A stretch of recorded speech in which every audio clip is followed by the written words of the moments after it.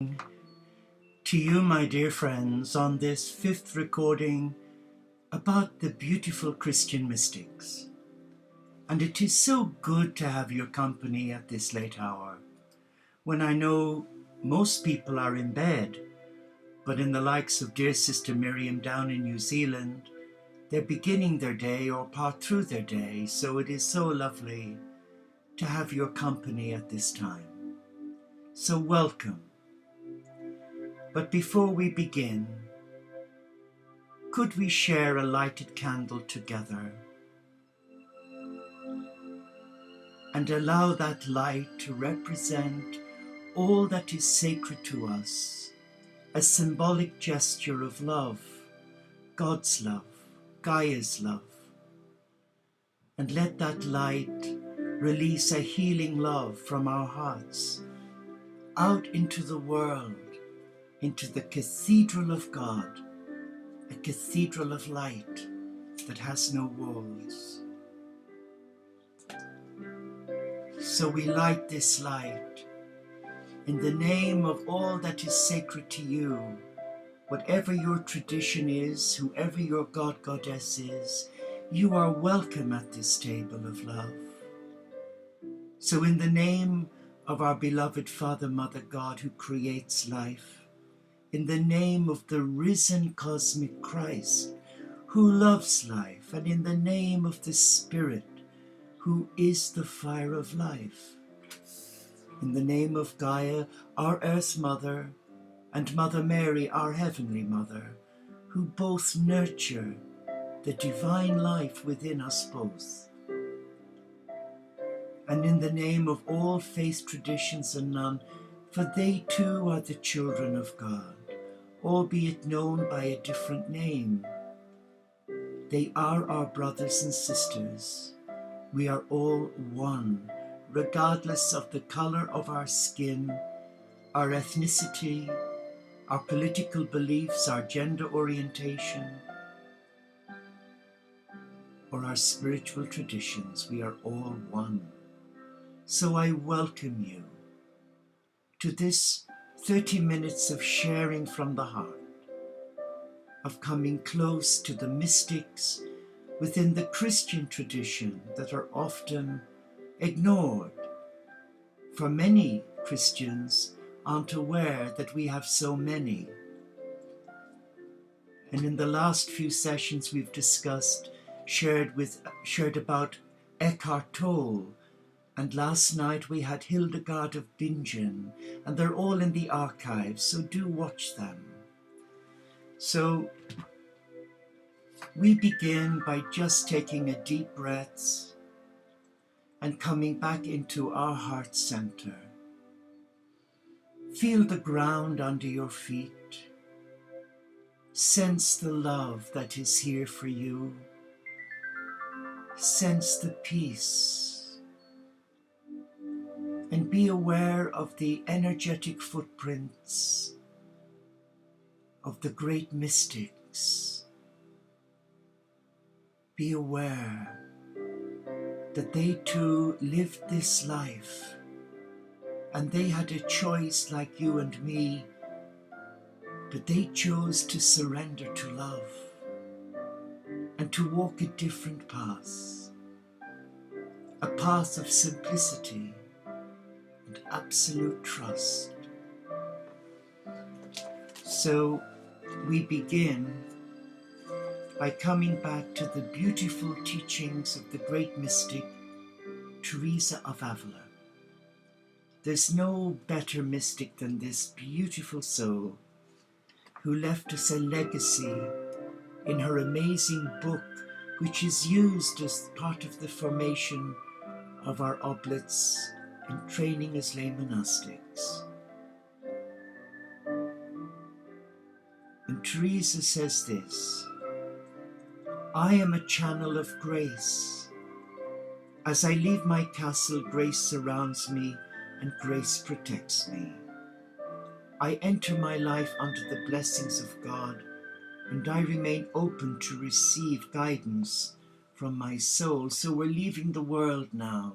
We're leaving the mind and the ego, And now we're coming into the place of mystery. And this is what she guides us to say. I cross the bridge into the silent bliss of my soul, my castle. I close the drawbridge and forbid all outside influences from entering my soul. Here in my castle, I am alone with my God. And under God's light and companionship, I discover the depth and the beauty of my soul. I embrace the power of prayer.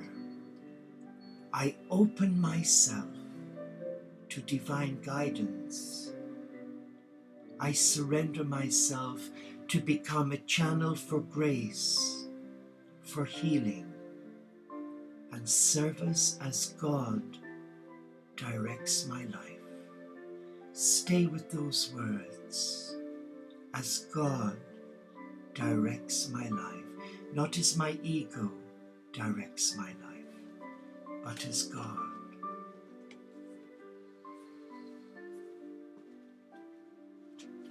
And tonight we shall carry on with part 5 of this amazing book by a great modern day prophet, Matthew Fox, who paid the price for his liberation creation's spirituality.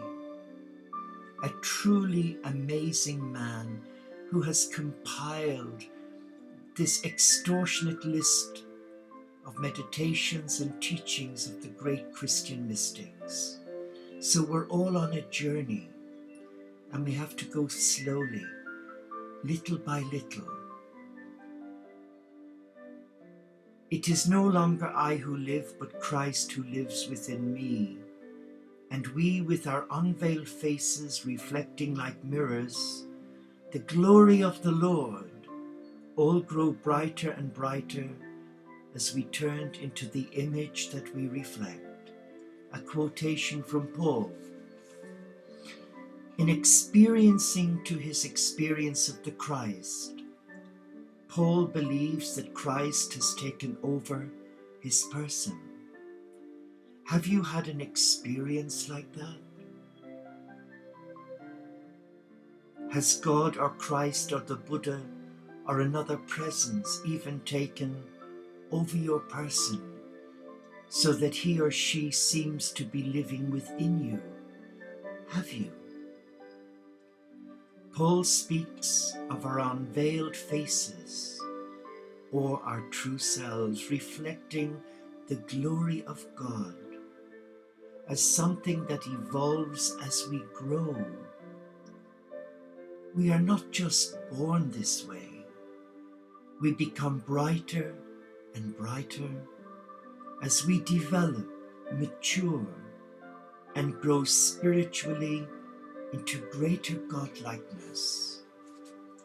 And Bruce Chilton says this: He is the invisible God's image, firstborn of all creation, because within him everything was created. In Colossians, Christ is the center of the cosmos, natural, social, and supernatural,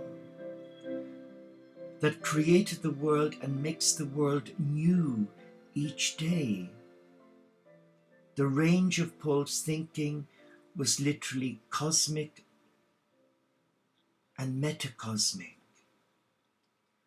No Christian thinker before or since has thought on so cosmic a scale, linking God's Spirit to humanity's, and both to the transformation of the world. The picture he conveyed of what is meant for even small groups of believers to meet together involved them in a literal reshaping of the universe. It is amazing to learn from Chilton and Paul, the very first writer of the Christian Bible and the very first Christian theologian, thought more cosmically and metacosmically than any Christian thinker before or since. What an invitation to learn and integrate to new cosmology and to revivify the Christ message in that context. A time like ours, so gifted with a new cosmology, but so needing a global and ecological vision, requires a rethinking of everything in light of a cosmic awareness. Meanwhile, John Dominic Crossan makes clear that there is no way to understand Paul except as a mystic. For Paul being in Christ is not just metaphorical truth, but mystical identity. It determines everything in his theology. Paul is a mystic.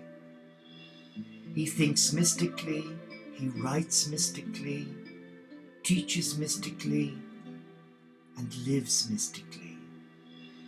He also expects other Christians to do likewise. How will Christianity renew itself if it does not renew its mystical tradition and teach mysticism?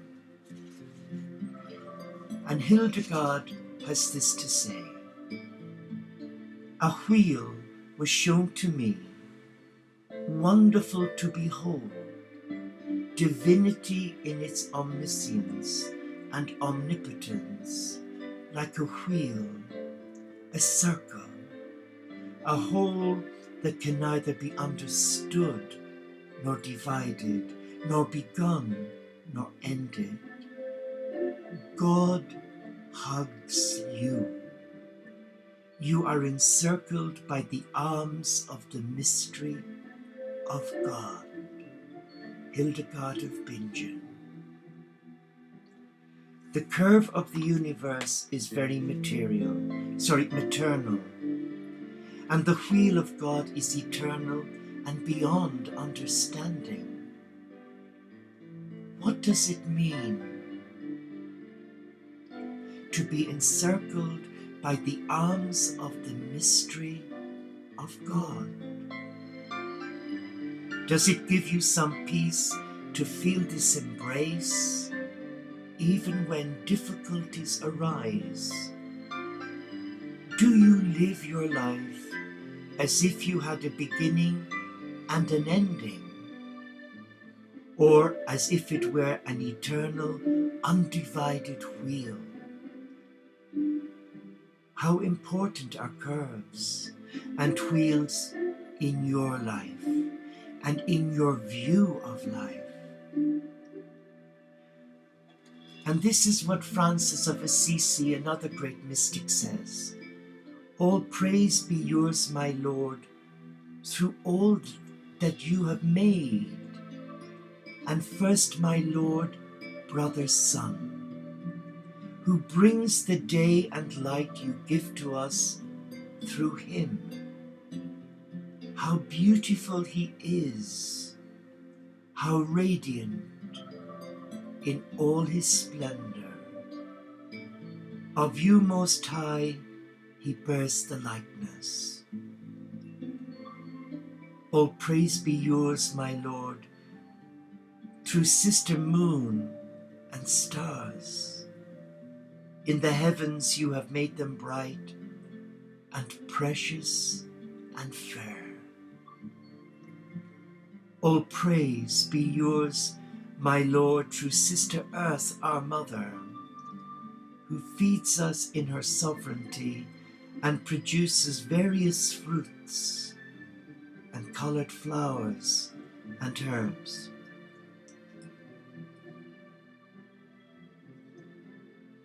And all praise be yours, my Lord, through sister death, from whose embrace no mortal can escape.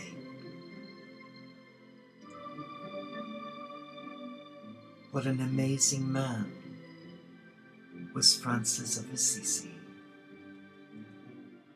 In this, his first known poem, Francis of Assisi underscores our rich relationship with the cosmos, in which sun, moon, stars, earth, and death itself are named as kin, brother, mother, sister. And like indigenous peoples everywhere, Francis reminds us of the integral relationship of the entire family of beings, and that the forces of the universe constitute all our relations.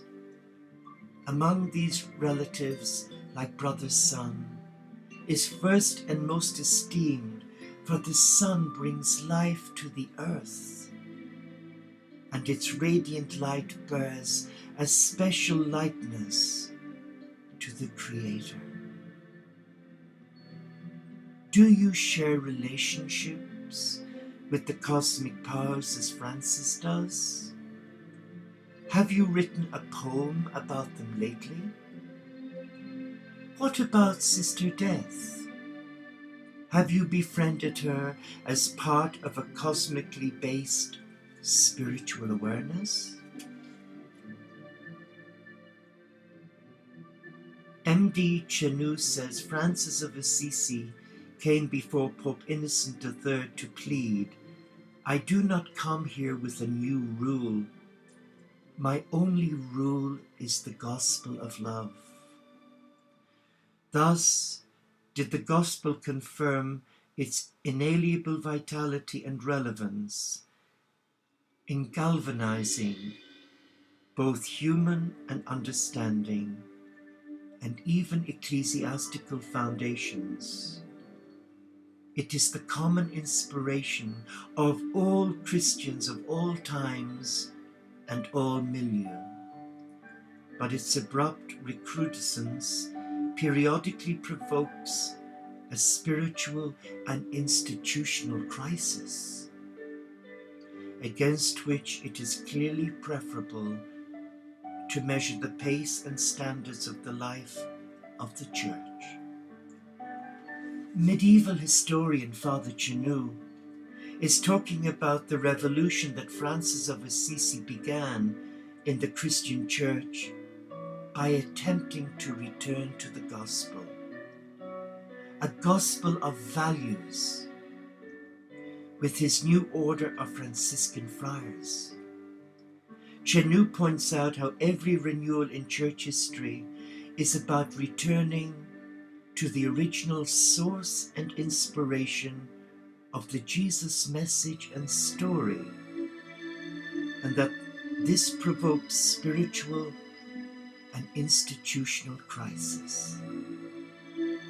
Do you sense such an awakening today? One provoking crises in ecclesial complacency? Are you part of such a movement? Are you? It's an interesting thought, and it's one that must be asked. And here we're going to just leave the reading and just come to our hearts and ask our hearts, what we have shared, does any of it resonate with you? This cosmology, reawakening within us a love for the sacred earth, a love for embracing the divine in everything that lives, that moves, that breathes, for it has its existence from God. Why spend your life savings chasing dreams to visit palatial palaces and ornate churches of orthodoxy, when in the simple landscape you have come into the cathedral of God, a cathedral of light, a cathedral with no walls, but a cathedral full of the most exquisite choristers who sing the praises of God with or without mankind.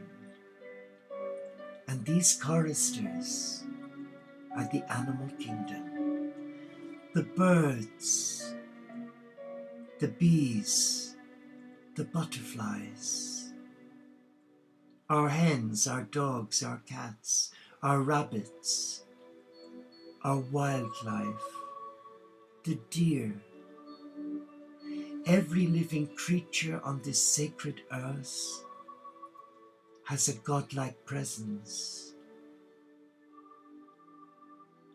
And every creature created by God was created out of love. And for those of us who have pets, as we do here, there is something rather special about having your own pet. Be it Sister Sue's bird Toby, or be it dear Sister Molly, who I'm sure is sat with Sister Miriam down in Dunedin in New Zealand, or Clemmy, Poppy and Winston, who are behind the door snoring their little hearts out. What do they bring to us? Love. What do they bring to us that mankind fails miserably with? Unconditional love. So what can we gain by being in the presence of the choristers of God in the landscape? They reawaken within our heart love. They challenge us to love the divine within us. They challenge us to embrace the divine around us. They challenge us to respect this sacred earth through love.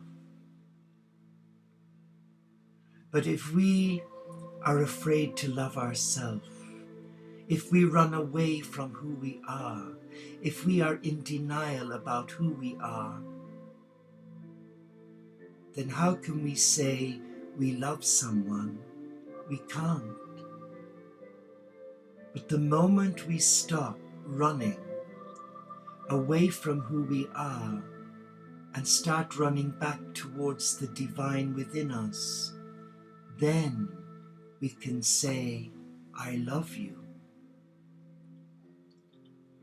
And a reawakening begins within your mind, your body and spirit, where you become the mystic in training, where you see the presence of God in everything that the eye can see, everything that the senses can embrace has a godlike presence. The aroma of the flowers created by God, the song of a bird, the purring of the cat, the woofing of the dog. It is their way of conveying through their language love. And for those of us who have pets, if we disappear from our home for 10 minutes even, and suddenly return, it's like all hell's let loose. It is here, with Clemmy, Winston and Poppy barking their little hearts out, as I'm sure it is with Molly and Toby. So let us come into this cathedral of God. Let us embrace all that we are, all that we could ever be.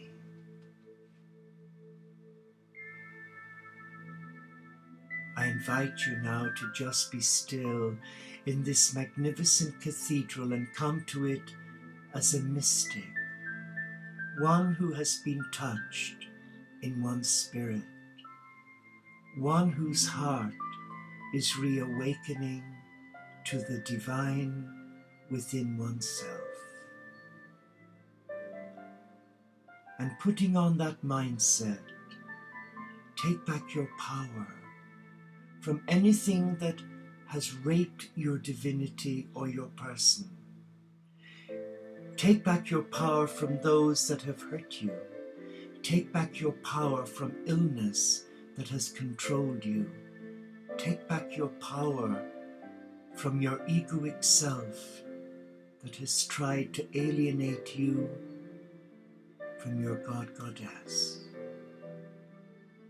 Take back your power and reclaim the mystic within your being, like Francis, like Hildegard, like Eckhart Tolle, Meister Eckhart, whom Eckhart Tolle speaks so profoundly about in many of his works. But let us find who we are by listening to the mystic within us in the stillness of this hour. Come, celebrate your divinity now with me in our monastery garden, where there is peace and quiet, and what you hear are the choristers of God singing their hearts out in adoration of the divine. I would like you to join them and allow your heart burst forth in song, in celebration of your life as a beloved of God, as a beloved on an amazing journey of reclaiming your God self, your Christ self, your mystic within, and allowing your soul experience divine seduction, divine intimacy with your God, Goddess. Take a deep breath now and hold it. And now release your love. Release your blessing to the I Am presence within and all around you. And now, allow your feet to be anointed by Mother Earth. Allow her to come and bathe your feet, your sacred feet. For wherever you walk, you bring the I Am presence. Be it the supermarket, the mall, the chemist, the drugstore, to your vegetable plot, to the beehives, to wherever, you are bringing the I Am presence with you. And Mother Earth is now bathing your feet, preparing you for your journey, a journey of love, a journey into mystery, where you will always honor your heart by listening to your heart and not allowing the voices of ego cramp your style and suffocate that soft voice of the beloved calling you to come into the cathedral of God. And that's where you are now, in the most magnificent cathedral God ever made, the landscape, with its mountains, its waterfalls, its rivers, its lakes and great oceans. This is the cathedral of God. Experience the divine reaching down now and kissing your soul with blessings. Experience the love of the sacred coming to you and bathing you in divine love. And each time you breathe in, you are breathing in the healing energies from within this cathedral of life.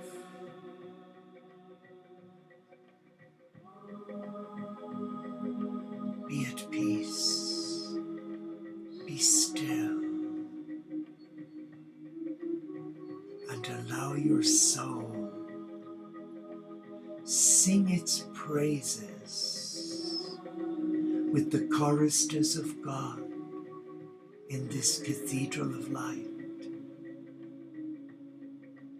Become a part of it with the mystic that you are, with the great mystics before you, behind you, and all around you.